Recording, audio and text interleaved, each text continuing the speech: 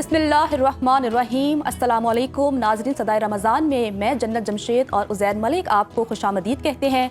माह रमज़ान तेज़ी से आगे बढ़ रहा है और आज 10वां रोज़ा है और पहला अशरा ख़त्म हो रहा है।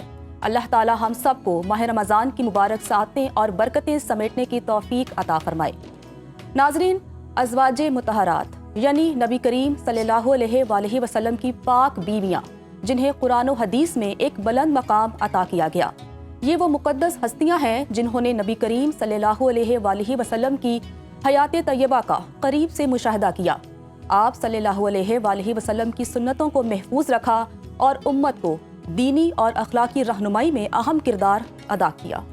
आज हम बात करेंगे इस्लाम की खातून अव्वल, इसारो वफाका, मनारा नूर, तबका निस्बा का इफ्तिखार, मोहसिना इस्लाम, नासिरा शरीयत, ज़ौजा अव्वल उम्मुल मोमिनीन हज़रत खदीजतुल कुबरा रज़ी अल्लाह ताला अन्हा का आज उनका यौम विसाल है।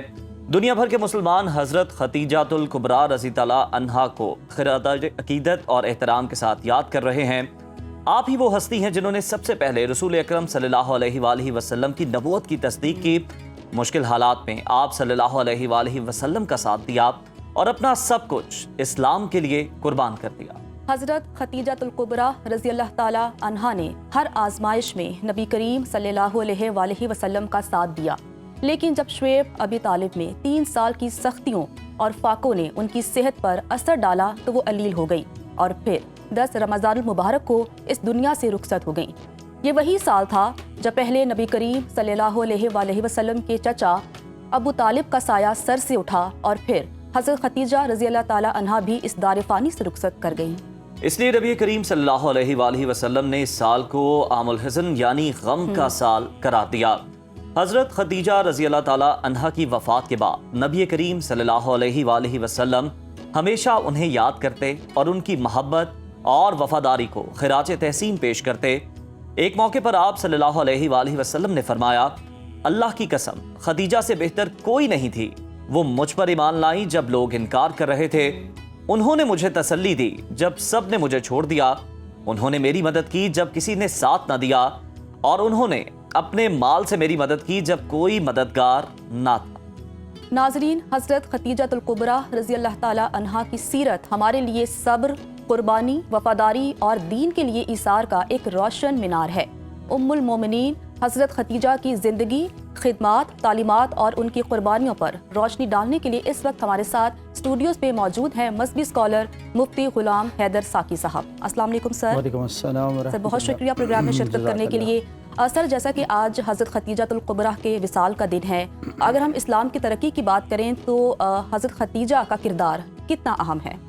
बिस्मिल्लाहिर्रहमानिर्रहीम। कुल्लि अज़वाजिका व बनातिका व निसाइल मुअमिनीन युदनीना अलैहिन्ना मिन जलाबिबिहिन। सदक़ल्लाहु मौलाना अज़ीम।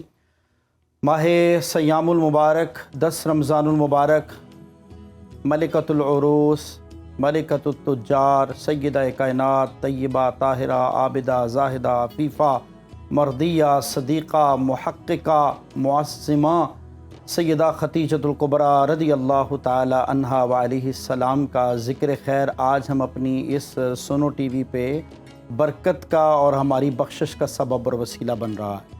सय्यदा कायनात फ़ातिमा ज़हरा रज़ी अल्लाह ताला अन्हा की तमाम ज़िंदगी, पूरी सीरत, आमुल फ़ील से 15 साल पहले आपकी विलादत हुई और यूं नबी पाक सल्लल्लाहु अलैहि वसल्लम से उम्र में वो कमो पेश 15 साल बड़ी थी।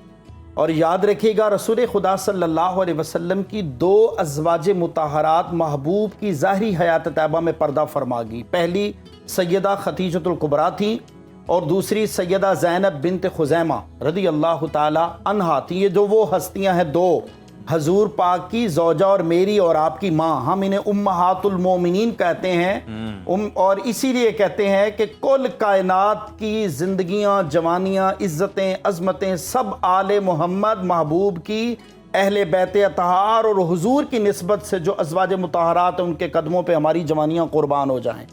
तो हज़रत सय्यदा खदीजतुल कुबरा रज़ी अल्लाह ताला के अलावा सय्यदा ज़ैनब बिन्त खुज़ैमा, ये 2 हस्तियाँ हैं जो महबूब की ज़िंदगी में पर्दा फरमा गई। बकिया 9 अज़वाज मुतहरात महबूब की ज़ाहिरी हयात तैयबा के बाद पर्दा फरमाई। इस्लाम ने और ख़ुसूसन सीरत खदीजतुल कुबरा रज़ी अल्लाह ताला अन्हा में पहला खूबसूरत बुनियादी मैसेज, एक पाकीज़ा माँ पूरे मुआशरे की तरबियत का सबब और वसीला बन सकती है। और मैं आपकी वसातत से ये बताना चाहता हूँ, आज हमारी इस खूबसूरत प्रोग्राम में आक़ा दो जहां सल्लल्लाहु अलैहि वसल्लम ने अपनी बेटी की भी और आक़ा दो जहां सल्लल्लाहु अलैहि वसल्लम ने अज़वाज मुतहरात की भी तरबियत करके उम्मत को एक मैसेज दिया, अगर माँ तरबियत याफ्ता है तो पूरा ख़ानदान तरबियत याफ्ता है। और दूसरी बड़ी अहम बात, आज हमारे मुआशरे के अंदर माएँ बहनें बेटियाँ बिजनेस, कारोबार और तिजारत करती हैं, लोग उन पर हर्जा सराई करते हैं, उंगलियां उठाते हैं, तानो तशनी करते हैं। मेरे दोस्तों, मेरे बुजुर्गों और सुनो टीवी के जितने भी नाजरीन देख रहे हैं, ये सैयदा कायनात खतीजतुल कुबरा रज़ियल्लाहु तआला की ज़िंदगी है। महबूब मुकर्रम सल्लल्लाहु अलैहि वसल्लम से जो पहली मुलाकात है उसका सबब और ज़रिया ही तिजारत है। और अल्लाह पाक ने महबूब के दम कदम से सैयदा पाक को कारोबार में, तिजारत में, बिजनेस में इतना नफ़ा दिया, वो नफ़ा तो सिर्फ कारोबार का था, अल्लाह ने उन्हें वो मकाम व मर्तबा दिया कि जब वो महबूब के कदमों में आई तो सारा माल, वो चाहे ऊँटनियाँ थीं, वो तिजारती काफले थे, वो दिरमो दीनार थे, वो सोना था, वो अशरफियाँ थीं, सब महबूब के कदमों में पेश किए। और एक पैगाम है आज की मुसलमान माओ बहनों बेटियों को, जब आप किसी के रिश्ते अज़दवाजियत में मुंसलिक हो जाएं तो फिर आपका माल आपका नहीं है, आपके शोहर का माल आपका और आपका माल आपके शोहर का। ये इस्लाम में मैसेज देता। दूसरा बड़ा अहम पैगाम, सैयदा खतीजतुल कुबरा रज़ियल्लाहु ताला अन्हा ने माँ बहनों बेटियों को एक मैसेज दिया है, अगर हम चाहते हैं हम दुनिया और आखिरत में कामयाब हो जाएं, और हम हमारे मुआशरे के अंदर लोग सिर्फ सैयदा खतीजतुल कुबरा रज़ियल्लाहु ताला अन्हा की एक बेटी फातिमा ज़हरा का जिक्र करते हैं, नहीं, सैयदा खतीजतुल कुबरा के 3 शहजादे थे और 4 शहजादियाँ थीं। और मैं पढ़ रहा था नबी पाक सल्लल्लाहु अलैहि वसल्लम की जो ये ज़ौजा है खतीजतुल कुबरा रज़ियल्लाहु ताला अन्हा, जितना एहतराम, जितना प्यार, जितनी मोहब्बत दूसरी बेटियों बेटों से फरमाते, फातिमा ज़हरा से भी मोहब्बत करते, लेकिन चूँकि फातिमा ज़हरा छोटी थी, सैयदा खतीजतुल कुबरा की तरबियत का खूबसूरत अक्स सैयदा फातिमा ज़हरा की सीरत में नज़र आ रहा है। और सैयदा खतीजतुल कुबरा रज़ियल्लाहु ताला अन्हा, आप बीमार होती, आप घर के काम काज में मामलात होती, महबूब उनकी ज़िंदगी में उनके कदम ब कदम साथ होते और सैयदा महबूब के साथ। मैं एक बड़ी अहम बात, शेब अबी तालिब की घाटी है, कहाँ वो खतीजा बिनते खुवैलिद जिनका बाप वालिद ग्रामी तिजारत और महबूब मुकर्रम सल्लल्लाहु अलैहि वसल्लम से नसब के अंदर चौथी पुश्त में अदन में जाकर महबूब का नसब और सैयदा खतीजतुल कुबरा का नसब दोनों आपस में जाकर मिल जाते हैं, क्योंकि इब्राहीम अलैहिस्सलाम की औलाद में हजरत इस्माइल और इसहाक थे। इस्माइल अलैहिस्सलाम की औलाद में चलते चलते 15वीं पुश्त में एक हस्ती है जिनका नाम है अदन, अदनान कहा जाता है लेकिन अदन के नाम से मशहूर है, उनके ऊपर जाकर वहां तक दोनों का सिलसिला नसब मिलता है। और महबूब मुकर्रम सल्लल्लाहु अलैहि वसल्लम आप फरमाया करते, खतीजा वो खतीजा है जिसने दुखों में मेरा साथ दिया, जिसने मुश्किलात में मेरे कदम ब कदम मेरे साथ चली। और बिल्कुल इसमें कोई शक नहीं, साकिब साहब आपने बिल्कुल दुरुस्त फरमाया कि जिस तरह से मुश्किलात में, मसाइब के अंदर साथ दिया, उसी की एक मिसाल है कि जब कुरैश मक्का ने नबी अकरम सल्लल्लाहु अलैहि वसल्लम को झुटलाया माज़अल्लाह, तो हज़रत खदीजा ही वो पहली शख्सियत थी जिन्होंने ना सिर्फ इस्लाम कबूल किया, और हम ये नहीं कह रहे कि पहली खातून थी, पहली शख्सियत वो थी जिन्होंने इस्लाम कबूल किया और नबूवत की तस्दीक की। आगाज़ कितना अच्छा था ये, और कितनी अहमियत है इसकी। और अपने यहाँ तो सबसे अहम जो बात है कि जब शेब अबी तालिब के अंदर महसूर किया गया, औरत का पता ही तब चलता है बहैसियत बीवी कि जब मर्द पर मुश्किल वक्त आता है तो औरत कितना उसके साथ कदम लगा कर चलती है। हमारी ख़वातीन मुआशरा सोशलिज्म के अंदर ख़वातीन डिवोर्स ले लेती हैं, भाई मेरा शोहर कंगाल है, इसके पल्ले कुछ नहीं, नौज़ बिल्ला कहना तो नहीं चाहिए। हम ये सीरत सैयदा खतीजतुल कुबरा रज़ियल्लाहु ताला अन्हा ने उम्मत को दी है। शेब अबी तालिब की घाटी है, महबूब को मैसूर किया गया, खाना पीना रोक दिया गया, हजूर पाक सल्लल्लाहु अलैहि वसल्लम की तरफ कपड़े, खाना पीना, पानी, खजूर, जौ रोक दिए गए, लेकिन सैयदा खतीजतुल कुबरा रज़ियल्लाहु ताला अमीर बाप की अमीर शहजादी, और फरमाते ना शान वाले नबी की शान वाली बीवी, इज्जतों वाले नबी की इज्जतों वाली बीवी ने महबूब के साथ शेब अबी तालिब की घाटी में रुकी नहीं और फरमाया सब्र किया, बर्दाश्त किया, और जो तरबियत की अपने बच्चों को, मैं कहता हूं कोई स्कूल तरबियत नहीं कर सकता आपकी, कोई बाप ऐसी तरबियत नहीं कर सकता। माँ मोहब्बत का गहवारा है, माँ अपने बच्चों के पास रहती है। माह रमज़ानुल मुबारक में माँ रोज़ा रखेगी, बच्चे रखेंगे। माँ अगर नमाज पढ़ेगी, बच्चे नमाज पढ़ेंगे। सैयदा की सीरत हमें ये मैसेज देती है, मिन हैसुल कौम, अगर चाहते हैं आपका बच्चा नमाजी हो, आपका बच्चा आपके ताबेदार हो, तो तरबियत का एक वक्त होता है। जब वो वक्त गुजर जाए तो तरबियत का जो अंसर है वो दिमाग से उतर जाता है। बच्चों के ऊपर तरबियत का एक वक्त है। और नबी पाक सल्लल्लाहु अलैहि वसल्लम कोई भी गुफ्तगू होती ना घर के अंदर, मैं पढ़ रहा था, दरवाजे पे दस्तक होती तो रसूल खुदा सल्लल्लाहु अलैहि वसल्लम तशरीफ लाते तो इरशाद फरमाते अस्सलामु अलैकुम या अहलल बैत, घर वालों आप पर सलामती हो। तो सैयदा खतीजतुल कुबरा मुस्कुराती, दरवाज़ा नहीं खोलती, मुस्कुराती और बेटी फातिमा की तरफ देखती और कहती फातिमा बाबा आए हैं। सैयदा फातिमा ज़हरा रदी अल्लाह ताला अन्हा, आप फौरन, छोटी उम्र थी 2-3 साल की, 3.5 साल की, दौड़ के दरवाजे पे जाती।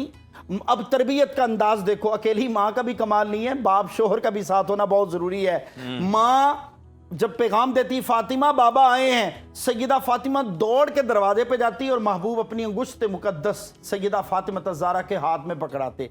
सैयदा अपने बाबा की उंगली मुबारक पकड़ती, दोनों आ जाते। फरमाती दस्तरखान पे चटाई के बैठ पे छोटी छोटी बातें पूछती। एक दिन एक रावी ने रिवायत की है, उसने कहा सैयदा खतीजतुल कुबरा और इमामुल अंबिया गुफ्तगू कर रहे थे। अम्मा खतीजा ने पूछा या रसूल अल्लाह, बेटी से छोटी छोटी बातें कर रहे हैं, क्या बात कर रहे हैं? नबी पाक सल्लल्लाहु अलैहि वसल्लम ने क्या खूबसूरत जवाब दिया। कहा फातिमा ने आज पूछा है या रसूल अल्लाह, फातिमा अपने रब को कब देखेगी? ये क्या है? ये माँ की तरबियत का अंदाज है। नमाज शुरू हुई, सबसे पहले इकामत सैयदा खतीजतुल कुबरा ने नमाज पढ़ी। जब भी इस्लाम के जितने भी इस्लाम मुआशरती निज़ाम, पूरे का पूरा इस्लाम से मुक़द्दस, इस्लाम से मुबारक निज़ाम पूरी दुनिया में कहीं का नहीं है, जो बुनियाद से लेकर क़यामत तक, जो बचपन से लेकर जवानी तक, लड़कपन से लेकर उदेड़पन तक और पंगूड़े से लेकर बुढ़ापे तक, जिस तरह इस्लाम मुआशरती निज़ाम में पैगाम देता, अगरचे काश कोई इस निज़ाम को समझे, सीखे और बर्दाश्त करे और उसको अपनी ज़िंदगी के आंगन में उंडेले। सैयदा खतीजतुल कुबरा फरमाती मैंने कोई भी बात करनी थी ना, मैं फातिमा को कहती फातिमा जाके बाबा से करो। अब बाबा बीवी से अलग मोहब्बत, बेटी से अलग। फरमाया एक आखिरी वक्त आया, सैयदा खतीजतुल कुबरा रदी अल्लाह ताला अन्हा बीमार होगी, बहुत ज़्यादा तबीयत बहुत अलील होगी। फातिमा को कहा फातिमा बेटी जाके बाबा को कहो मुझे जो कफन है वो उसी चादर में देना है जो चादर आप गारे हिरा में महवे इबादत होते तो वो चादर सफ़ेद आप अपने ऊपर लेते।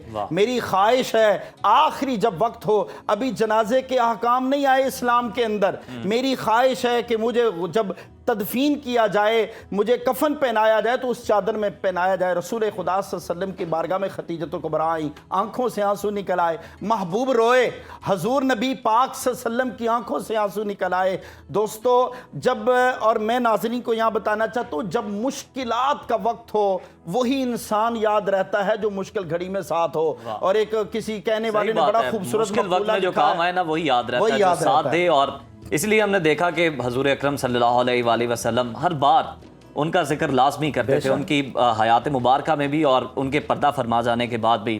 तो नाज़रीन गुफ्तगू आपने मुलाहिज़ा की साकी साहब की आमद का बहुत शुक्रिया। इसके साथ ही अभी सदाए रमज़ान ट्रांसमिशन में एक ब्रेक लेते हैं। ब्रेक के बाद जब वापस आएंगे तो बहुत से सेगमेंट्स आपके लिए हैं हमारे पास जो कि हम आपके साथ शेयर करेंगे। उसमें बड़े एक्सपर्ट मेहमान होंगे, हमारे गेस्ट होंगे, उनसे आपकी मुलाकात भी करवाएंगे, तो हमारे साथ रहिए। अस्सलामुअलैकुम। सुनो रमज़ान ट्रांसमिशन की इफ्तार पकवान में आपको खुश आमदीद कहती हूँ। मैं हूँ नजफ राजा। उम्मीद करती हूँ आप बिल्कुल ठीक ठाक होंगे, आपका रोज़ा अच्छा गुजर रहा होगा और दुआ करती हूँ कि ये रमज़ान आपके लिए, हमारे लिए खुशियों से भरा हुआ साबित हो। नाज़रीन इस वक्त मैं मौजूद हूँ सुनो किचन में और आज हम बड़े मज़े का मीठा बनाने वाले हैं। मीठा वो इस तरह का है कि आप 20 से 25 मिनट में आराम से बना सकते हैं। और सुनो किचन में हमारे साथ ताउन किया है 3 ब्रांड्स में। सबसे पहले डालडा ने हमारे साथ ताउन किया है। जैसे कि आप जानते हैं जहां ममता वहां डालडा, और डालडा और माँ का साथ है बहुत पुराना, 80 साल पुराना, एक बहुत ही ट्रस्टफुल बॉन्ड है। आगे चलते हैं, आपको बताते हैं कि सबरोसो ने भी हमारे साथ ताउन किया है। इफ्तारी सबरोसो के बगैर इनकम्प्लीट है, क्योंकि सबरोसो आपको वो सारी प्रोडक्ट्स देता है जिसके बगैर आपकी जो दस्तरख्वां है हमेशा आपको इनकम्प्लीट नज़र आएगा। सबरोसो आपको देता है कचौरी, पकौड़े, समोसे, पराठे भी वो आपको देता है ताकि आप आराम से बगैर किसी तकल्लुफ़ के और मेहनत और मुशक्क़त से अपने दस्तरख्वां को सजा सकें। और drink is very important. Drink में हमारा साथ दिया है 7 अप मिक्सेस ने।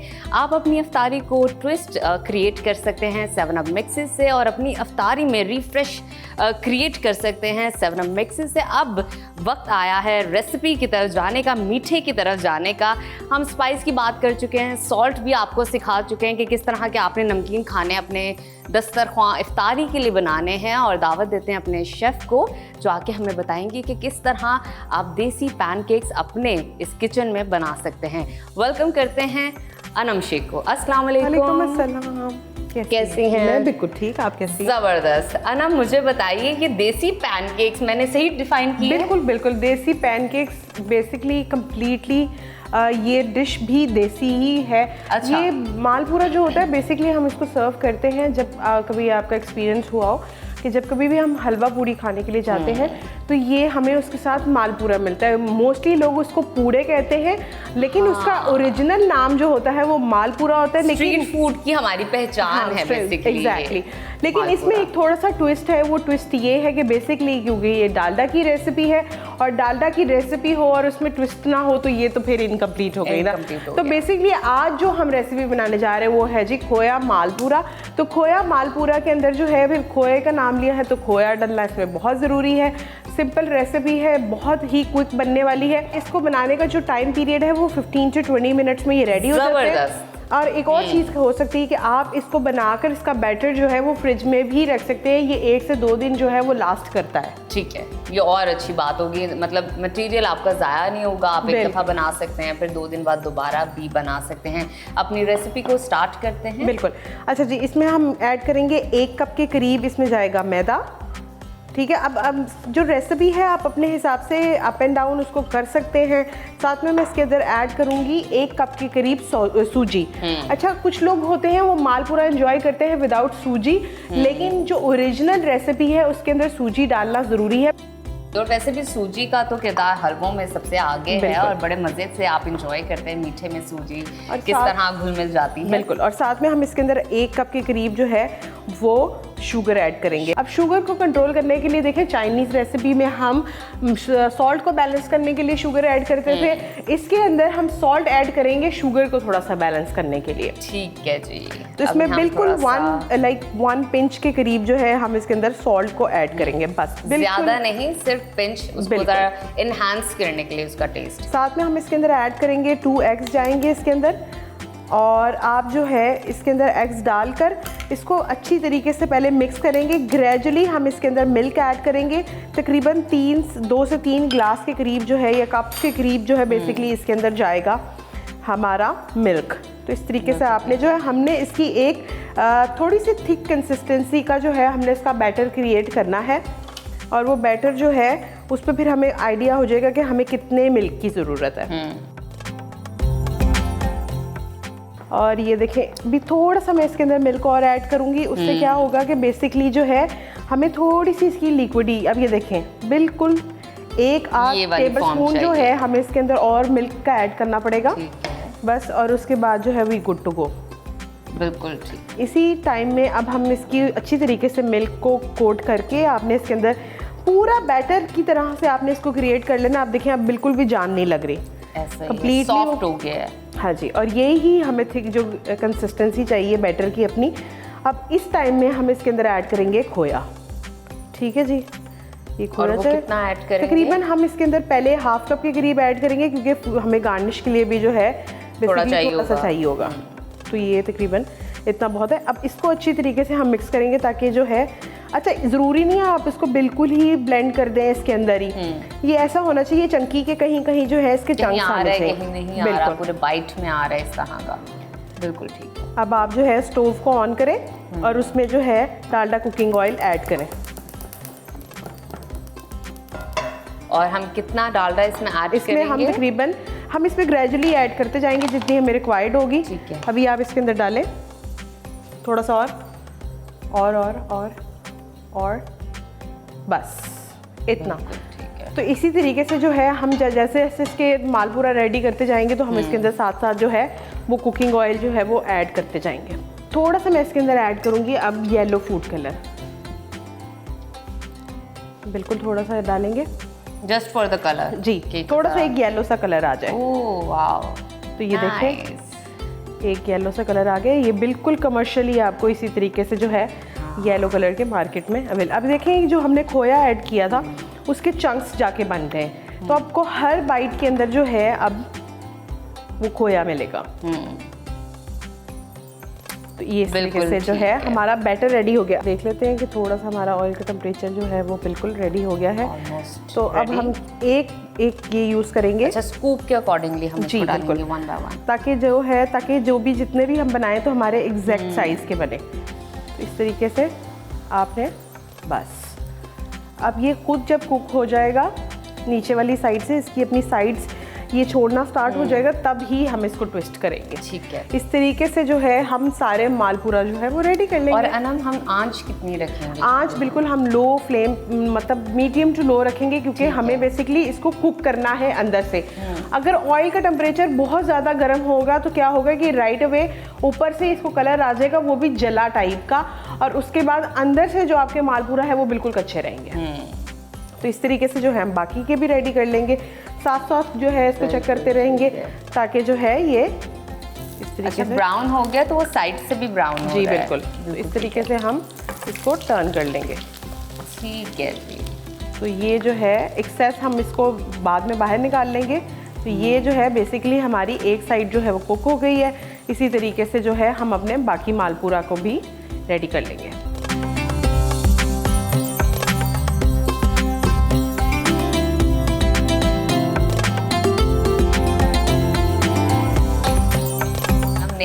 मालपूरा बना ली हैं, आखिरी हमारा बन रहा है आपकी इफ्तार के लिए।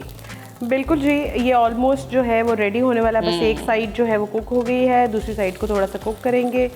और मैं ये कहती कि ये हो जाए तो फिर हम अपनी डिश की जो है ये देखें। अच्छा, आपने इसको थोड़ा थोड़ा प्रेस करके ज़रूर करना है। मैं ये नोटिस कर रही हूँ ना, आप बार बार प्रेस कर रही हैं ताकि वो उसके अंदर जो मटेरियल वो भी कुक हो जाए, ताकि एक्स्ट्रा जो है, इसलिए मैं थोड़ी थोड़ी देर बाद उसकी साइड फ्लिप कर रही हूँ ताकि जो है अंदर बिल्कुल भी जो है वो जो हमारा बैटर है वो ना रहे, अच्छे तरीके से जो है हमारा मालपूरा वो रेडी हो जाए।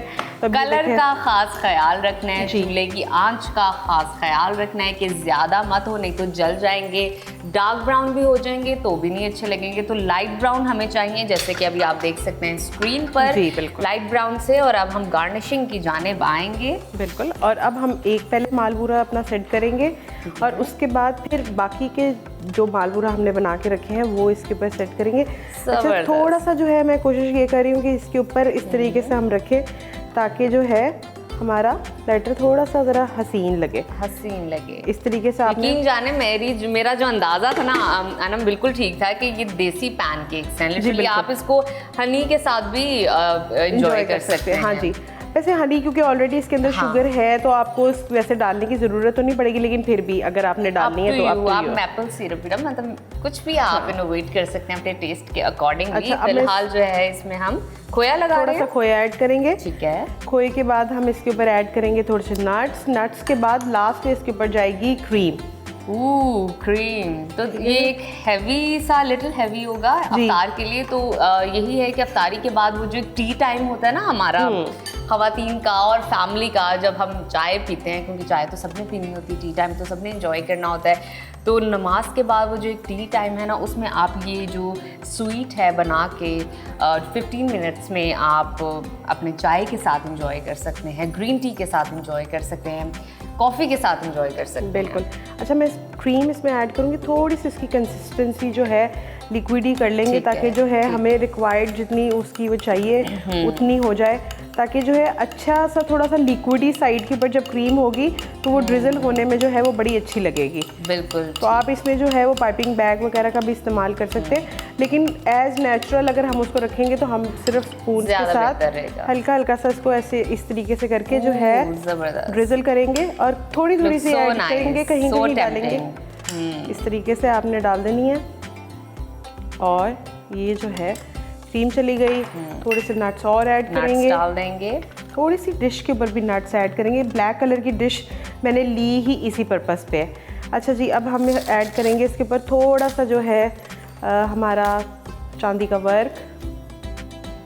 इस तरीके से इसको मैं इस पे ऐड कर दूंगी ताकि जो है आपके खूबसूरत ये लगे। देखिए जी, इस तरीके से आपने क्या बात है, क्या बात है।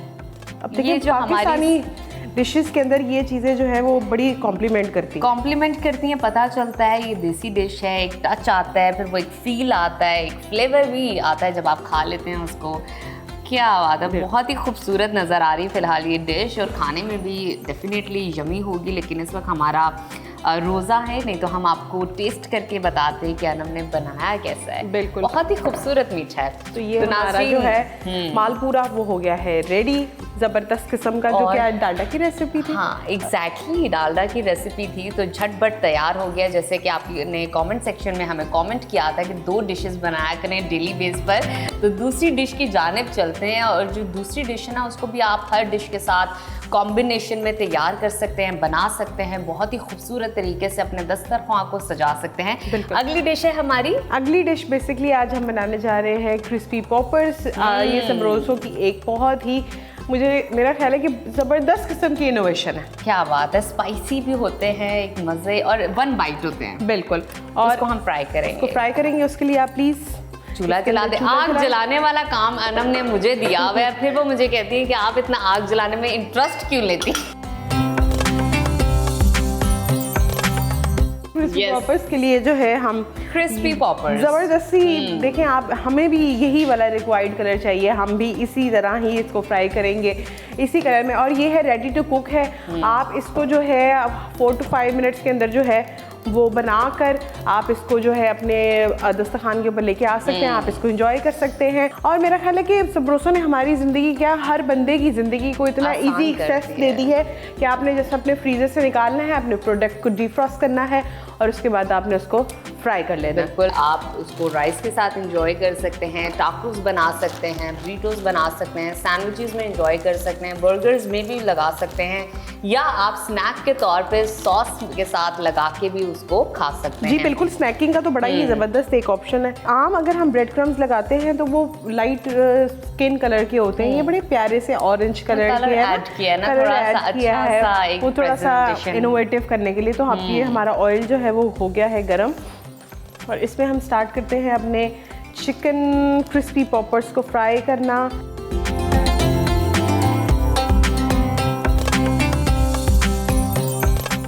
स्पाइस इसमें है, बस आपने इसके साथ कॉम्बिनेशन क्रिएट करना है। वो आप रोटी का करें, पराठा का करें, पूरी का करें, या आप बरीटो का करें, या आप टाकोस का करें, बस आपने ब्रेड का भी कर सकते हैं। तो कॉम्बिनेशन क्रिएट करके आपने इसको खाना एंजॉय करना सैलड्स और सॉस के साथ।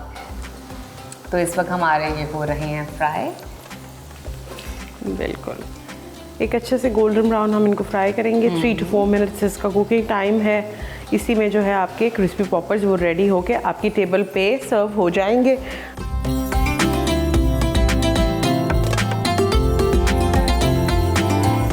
और देखिए, सेहत का ख्याल रखते रखते साथ में हमने सैलड लीव भी रख दी है कि आपने खाली ये नहीं एंजॉय करने, आपने साथ में सैलड लीव भी जो है। ये जो एक प्रेजेंटेशन और गार्निशिंग होती है ना, उसमें ये जो लीव्स हैं, ये लेटस के जो पत्ते हैं, ये बहुत अहम किरदार अदा करते हैं, जो कि हमें ये भी सिखाते हैं कि आपने अपने फूड के अंदर सैलड का इस्तेमाल ज़रूर करना है। बिल्कुल, आपने सैलड को नहीं छोड़ना, सैलड ज़रूर खाना है, कच्ची सब्जियां ऐड कीजिए अपने फूड के साथ। बिल्कुल जी। और ये देखें, साथ ही हमारे जो हैं क्रिस्पी चिकन पॉपर्स जो हैं वो रेडी हो गए हैं। आप इसको जो है गरम गरम सर्व करें और अपने दस्तरखान में एक नई चीज़ ऐड करें।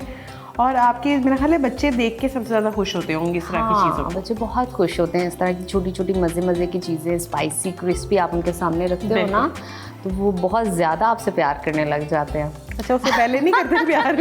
यार ये वैसे बहुत ही मतलबी बच्चे थे। बच्चे मन के सच्चे होते ज़रूर है, लेकिन कभी कभी वो बहुत मतलबी से हो जाते हैं। हाँ जी, ये तो है। तो उस चीज़ को आपको मेंटेन करने के लिए ना, कभी कभी इस तरह की चीज़ आप उनके आगे रखो ना, तो वो बहुत ज़्यादा आपसे प्यार करते हैं। तो ये देखिए, उनके प्यार के लिए देखिए हमने सबरोसों के इतने अच्छे से जो है क्रिस्पी पॉपर्स इनको कर लिया है फ्राई। अब आप इनको करें क्या एंजॉय, सर्व करें किसी भी कलर सॉस के कितना साथ। अच्छा लग रहा है, खूबसूरत लग रहा है बहुत आप ज्यादा। इनको एंजॉय करें और ये जी गुड टू गो। और हमारी दूसरी क्या रेसिपी बात जो है मालपूरा, वो भी हो गया है रेडी, उसको भी गरम गरम सर्व।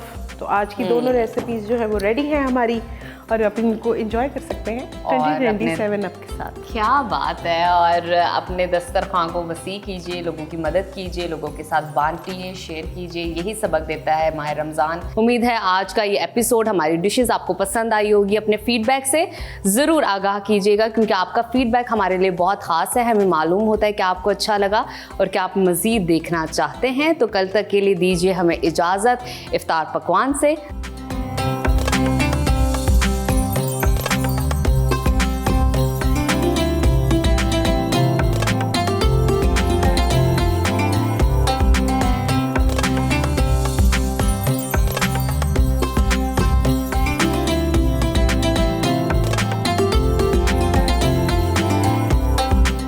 तो ब्रेक के बाद आपको सदाए रमज़ान में खुशामदीद कहते हैं। और अब वक्त हो गया है हमारे अहम सेगमेंट का, और आज हम उज़ैर बात करेंगे मुस्लिम रियासत हस्पानिया की, वहाँ की रिवायात की, और जिसे आजकल स्पेन कहा जाता है।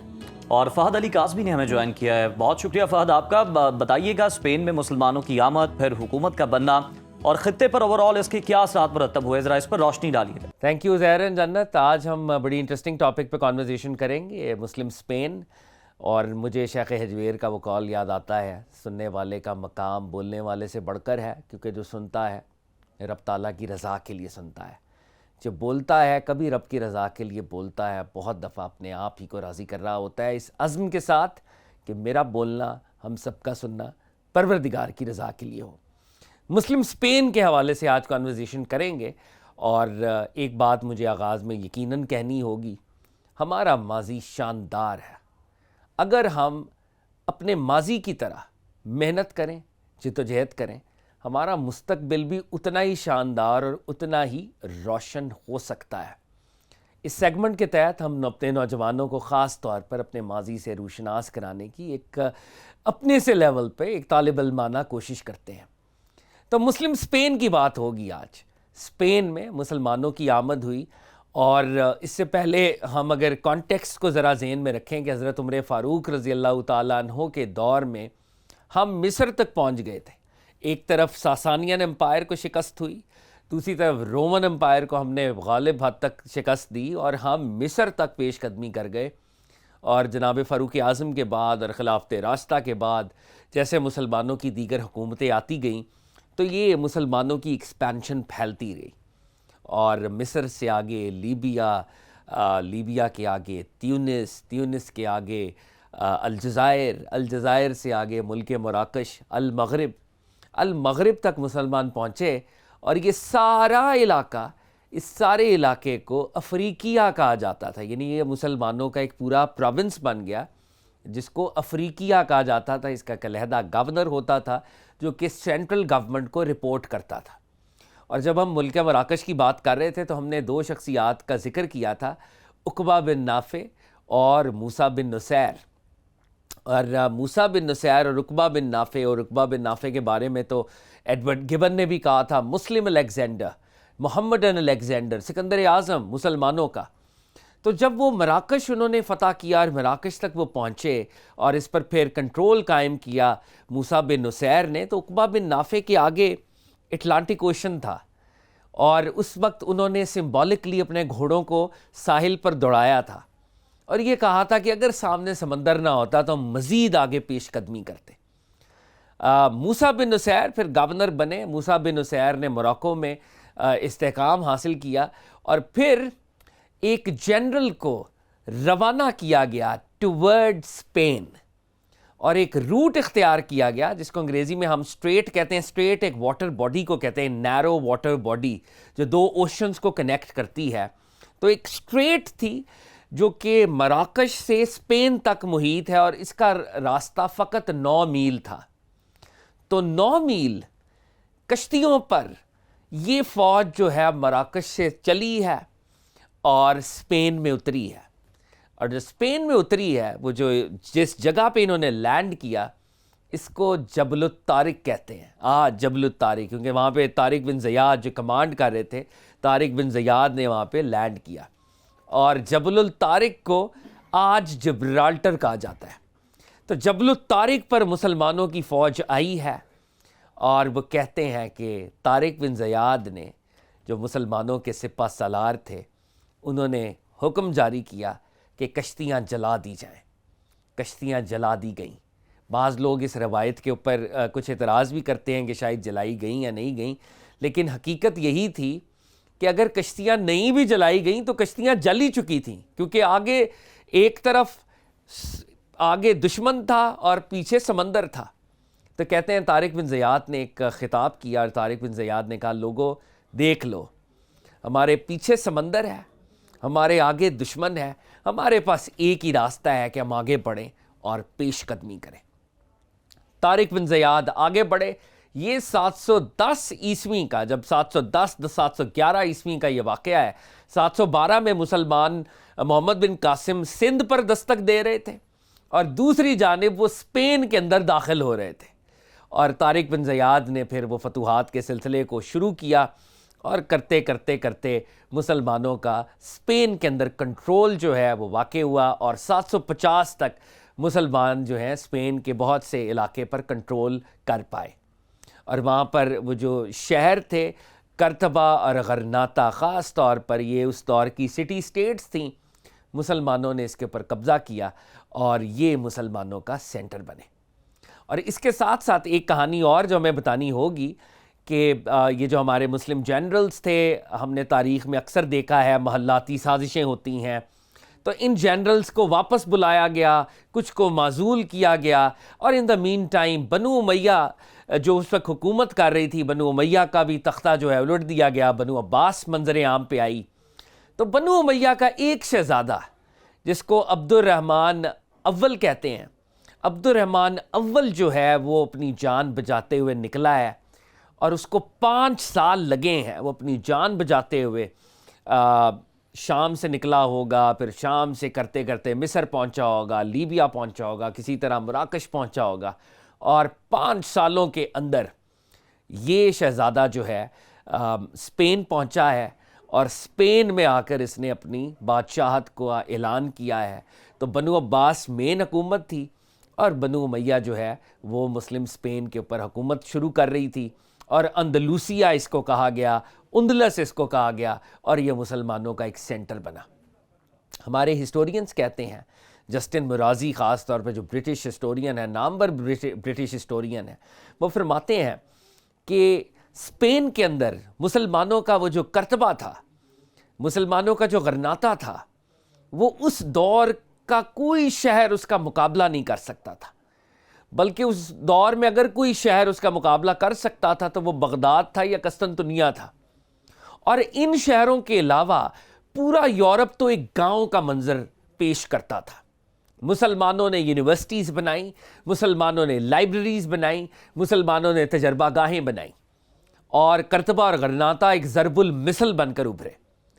और हिस्टोरियंस ये बताते हैं कि अब्दुर्रहमान द थर्ड, जो कि अब्दुर्रहमान थर्ड जो कि बनु उमैया का से उसका ताल्लुक़ था, और वो इस उंदलस पर हुकूमत कर रहा था, और ये हम बात कर रहे हैं 900s की, उसने हुक्म दिया कि एक नया शहर यहाँ पे तामीर किया जाएगा, और उस शहर के रेमनेंट्स आज डिस्कवर हुए हैं, यूनेस्को की हेरिटेज साइट है।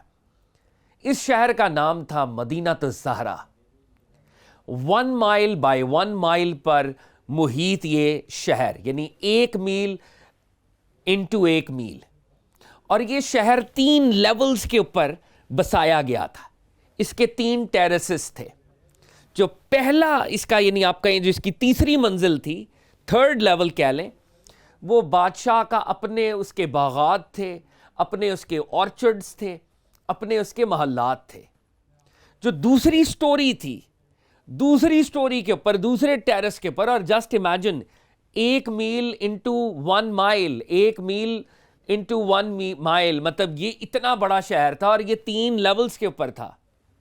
दूसरे लेवल के ऊपर फॉरेस्ट्स, जंगल और जूज बनाए गए थे, जंगली हयात को रखा गया था, और एक नेचुरल एक यहाँ पर जंगल बनाया गया था। और तीसरे लेवल के ऊपर उसके जो हुकाम थे, अम्माल थे, उसके जो एम्प्लॉयज़ थे, उनका सर्वेंट क्वार्टर था। तो ये 3 लेवल्स के ऊपर ये शहर बनाया गया था, मदीना तो ज़हरा, और आज तक ये एक हेरिटेज साइट है। इसके अलावा उस दौर में 900s की हम बात कर रहे हैं, सैनिटरी के, मॉडर्न सैनिटरी के तरीके, टैप वाटर, पानी को किस तरह कंट्रोल करना है, मूविंग वाटर को किस तरह कंट्रोल करना है, उसने सैनिटेशन का इंतज़ाम किया था। और इसके साथ साथ वहाँ पर एक मस्जिद की तामीर की गई जिसको मस्जिद कर्तबा कहते हैं। और मस्जिद कर्तबा का जो आर्किटेक्चरल, उसका वो जो मैनिफेस्टेशन थी, वो आज तक लोगों को हैरान करती है।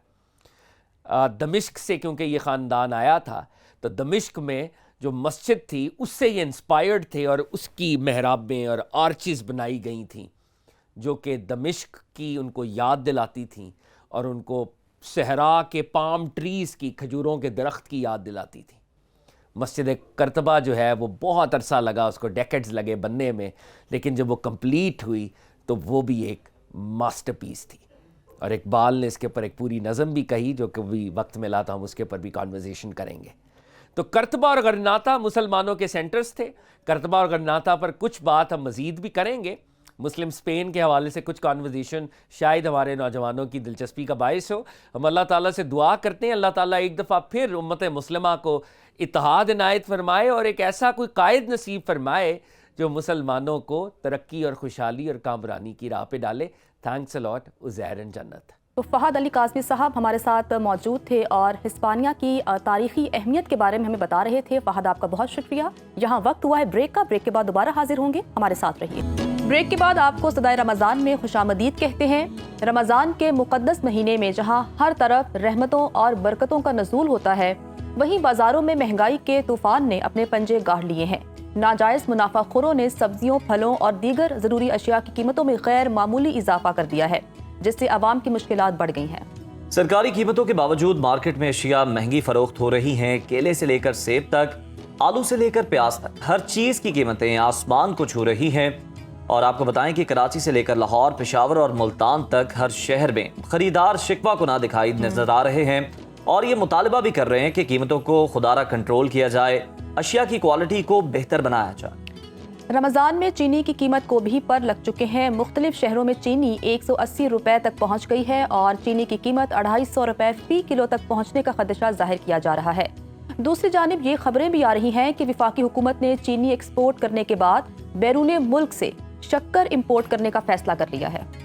मुख्तलिफ शहरों में महंगाई की सूरत हाल है क्या, इसी पर बात कर लेते हैं। हमारे नुमाइंदगान हमारे साथ मौजूद हैं। कराची से हमें ज्वाइन कर रहे हैं सुहेल रब, पेशावर से काशिफ अजीज़ और इस्लामाबाद से हमें अपडेट करेंगे आमिर सियाल।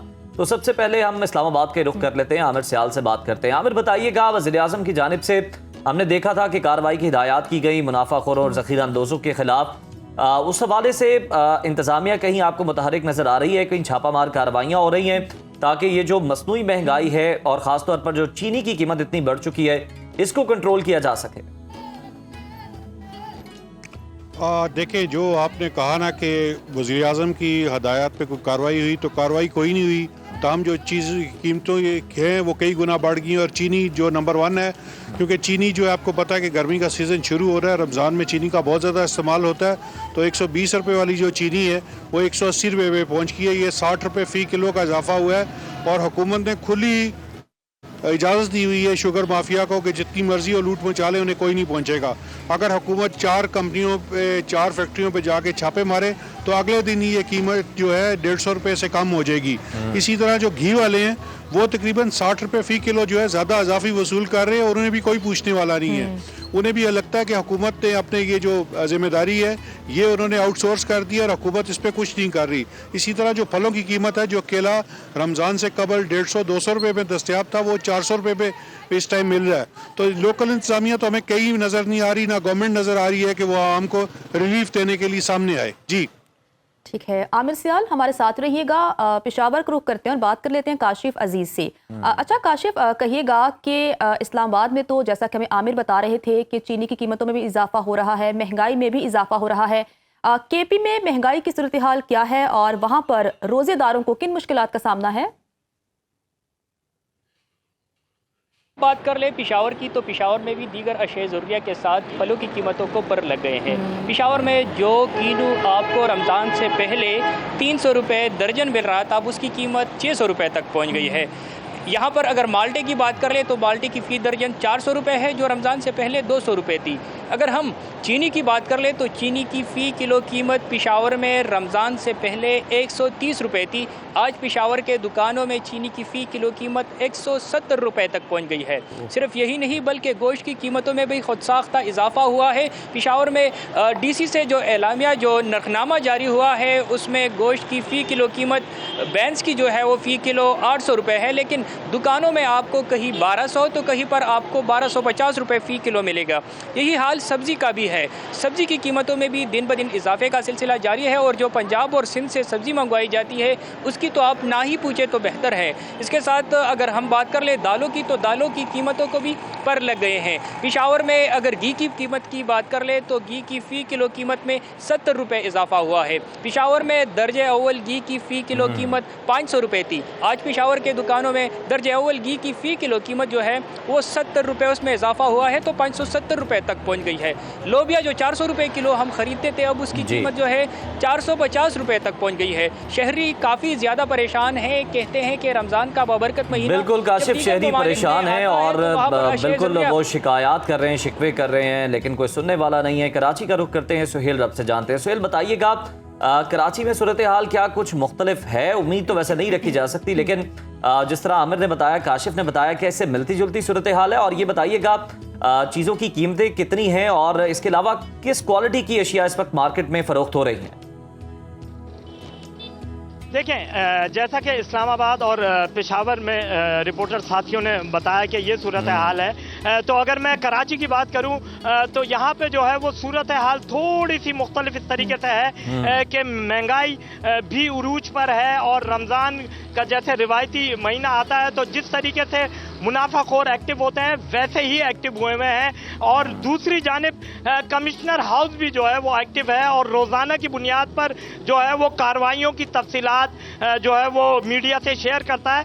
आज की जो तफसीलात हैं उसको कमिश्नर हाउस कुछ इस तरीके से शेयर कर रहा है कि आज पूरा दिन जो है वो 142 मुनाफाखोरों के खिलाफ कार्रवाई हुई, जिसमें जो है वो उन पर जुर्माने आयद किए गए जो कि 11,99,000 रुपए के जुर्माने हैं।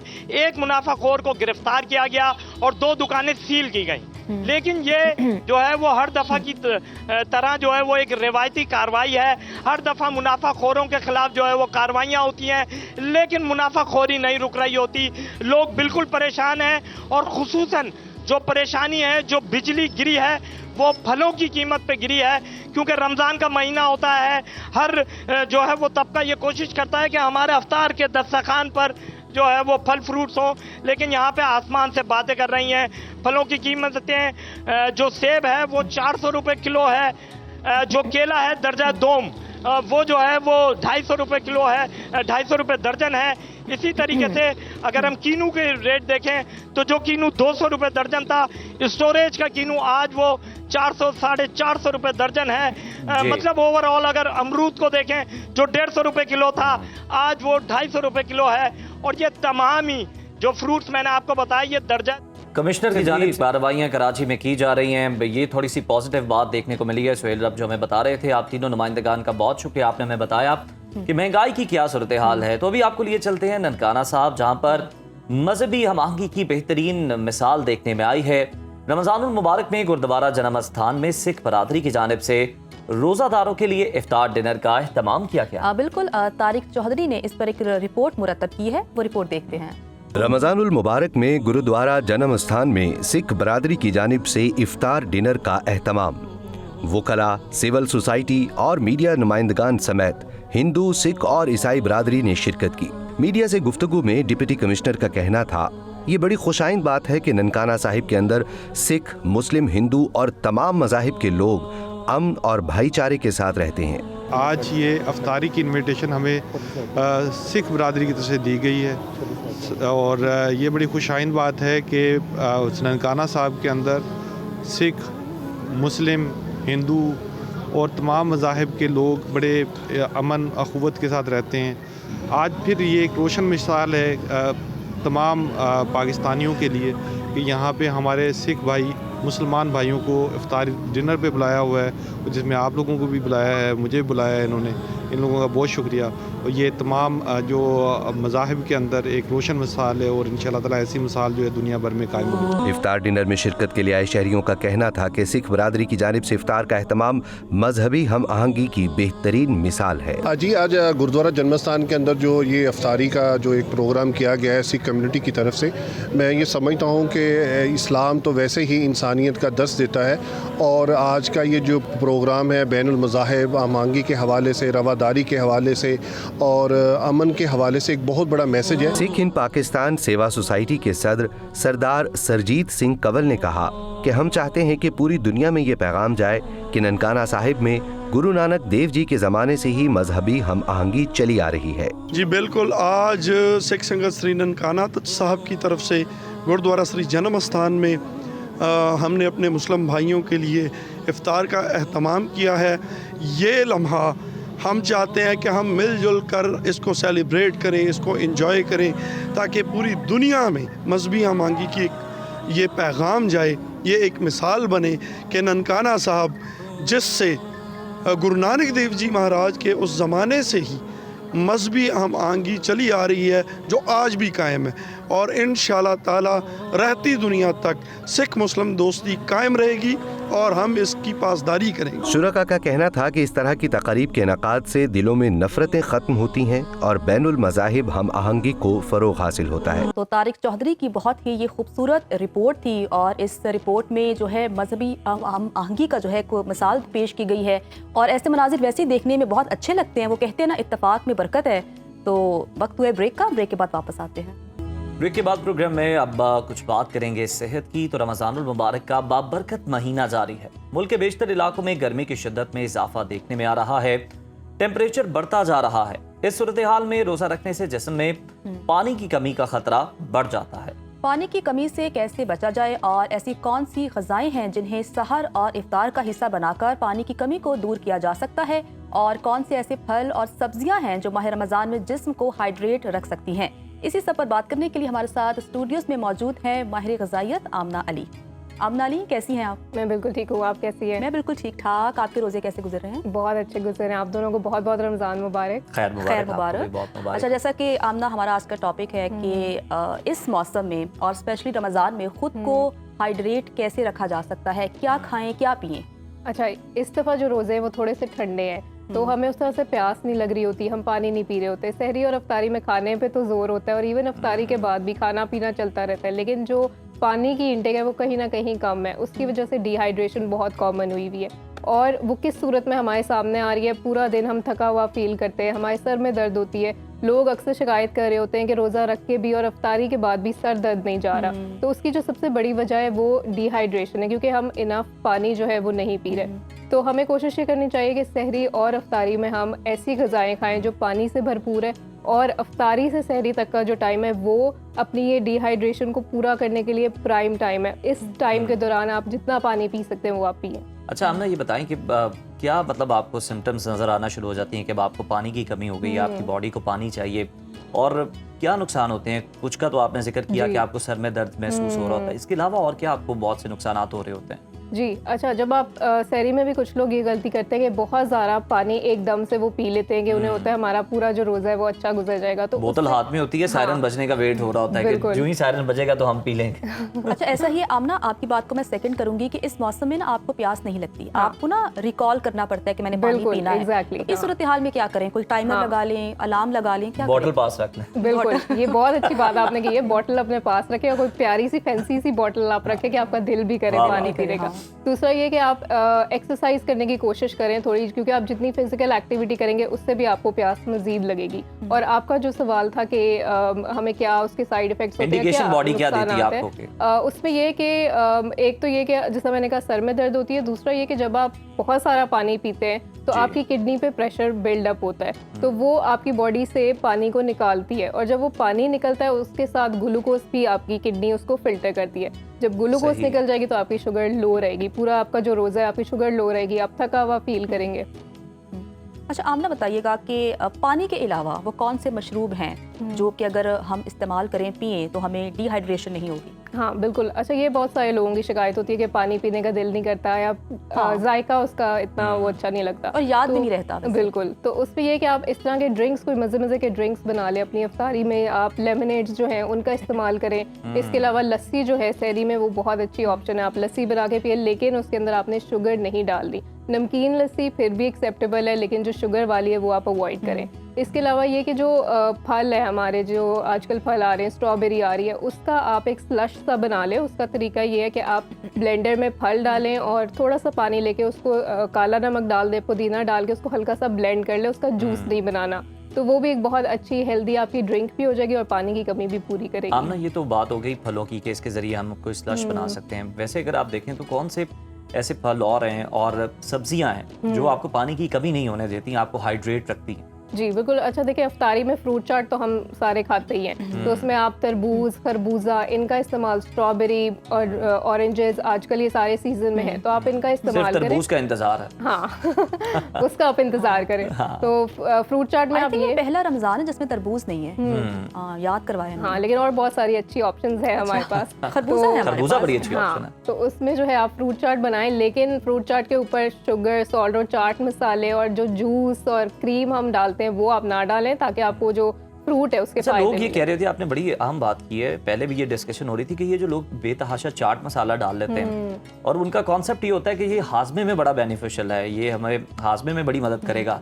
तो आप वो बता रही हैं और वैसे भी बताया जाता है कि उसका तो उल्टा नुकसान हो रहा होता है। ये बिल्कुल ऑपोजिट है जो आपने बात की है। आप बल्कि हम डिहाइड्रेशन के हवाले से आज बात करें तो जितने मसाले, इवन सहरी में लोग जो सालन खा रहे होते हैं, मिर्च मसाले आप जितने भी खाएंगे तो वो एसिडिटी भी आपको कॉज करेंगे और प्यास जो है वो भी बढ़ेगी, क्योंकि जब आपकी जो शरेयाने हैं, दिल की शरेयाने हैं, उसमें स्पाइसेस और सॉल्ट ज़्यादा होगा तो पानी की कमी होगी, तो ये डिहाइड्रेशन भी कॉज करेगी, एसिडिटी भी कॉज करेगी, और हम फ़ौरन खाना खा के जब सहरी के बाद लेट जाते हैं तो वो भी अच्छा नहीं। और सहरी और इफ्तारी के बाद तो हम जो चाय है ना वो तो लाजमी हिस्सा समझते हैं, उससे भी सब पानी की कमी होती है, आपको डिहाइड्रेट होते हैं। जी बिल्कुल। चाय और ये जो कॉफ़ी है, जो कैफीन इंटेक है, ये डायोरेटिक होती है। बिल्कुल, जो भी कैफीन इंटेक है वो डायोरेटिक है, यानी वो आपके जिस्म में से पानी निकाल देगी सारा, तो उससे आपको प्यास ज़्यादा लगेगी। अच्छा, वैसे अगर कॉफ़ी चाय ना पिए तो फिर आमना क्या करें? और उसके बाद आप एक्टिव नहीं है, आप एक्टिव नहीं है, आप कुछ बात नहीं कर सकते, आपको नींद आती है, कोई ऑल्टरनेटिव बता दें इसका। बिल्कुल, बहुत सारी अच्छी हर्बल ड्रिंक्स आपने जैसे बात की कि नींद नहीं आती है, अक्सर लोगों का मसला भी है, तो कैमोमाइल टी ये एक हर्बल ड्रिंक है जो बहुत आम मार्केट में मिल रही है। आप ग्रीन टी का इस्तेमाल करें। वेट लूज करने के लिए रमज़ान से बेहतरीन मौका और कोई हो नहीं सकता, तो इसमें आप ग्रीन टी जो है उसका इस्तेमाल कर सकते हैं। इलायची और दालचीनी का कहवा बना के वो आप इस्तेमाल कर सकते हैं। सौंफ डालें उसमें तो वो डाइजेशन के लिए भी बहुत अच्छी है। अच्छा, सौंफ, ज़ीरा, अदरक, दालचीनी, लेमन, इलायची ये बेस्ट ड्रिंक है, बहुत अच्छी है, ये हर्बल है। चाय का मुतबादिल है? बिल्कुल, बल्कि चाय से ज़्यादा बेहतर है। चाय में आपको कोई ऐसा फ़ायदा नहीं मिल रहा, बल्कि उससे अगर आप बहुत ज़्यादा पियेंगे तो कैल्शियम भी आपकी हड्डियों में से निकल जाती है। लेकिन ये जो हर्बल ड्रिंक्स है ये सूदिंग होती है, आपके माइंड के लिए अच्छी होती है, आपकी नींद को भी बेहतर करती है, डाइजेशन को भी बेहतर करती है। अच्छा आमना, एक ना गोल्ड मिल्क है, आपको पता होगा उसके बारे में ना। अच्छा, लोगों को ना दूध चाहिए होता है, चाय में अगर पत्ती नहीं है तो चाहते हैं दूध हो, तो अगर इसमें हम दूध ऐड कर लें? दूध आप ऐड कर सकते हैं, लेकिन ये देखें कि वो लो फैट हो। अगर आप वेट लूज़ करना चाह रहे हैं आप लो फैट मिल्क यूज़ कर सकते हैं। अगर दूध का आपने सही फ़ायदा उठाना है, आप उसमें हल्दी डाल के तो वो आप रात को सोने से पहले जो है ना वो ले, तो वो ज़्यादा बेहतर आप तो बता रही थी आपको स्किम मिल्क दस्तयाब है वैसे भी ना, तो आप वो यूज़ कर सकते हैं, ज़्यादा बेहतर होगा। वो तो ठीक है ना आमना? हाँ डेफिनेटली, वो तो अच्छा है। अच्छा आमना, हमें ये बताएं कि वैसे डाइट की हम बात कर लेते हैं ओवरऑल, क्योंकि सेगमेंट तो हमारा हेल्थ है, हम यही चाहते हैं कि लोग हेल्दी रहें, हम भी रहें।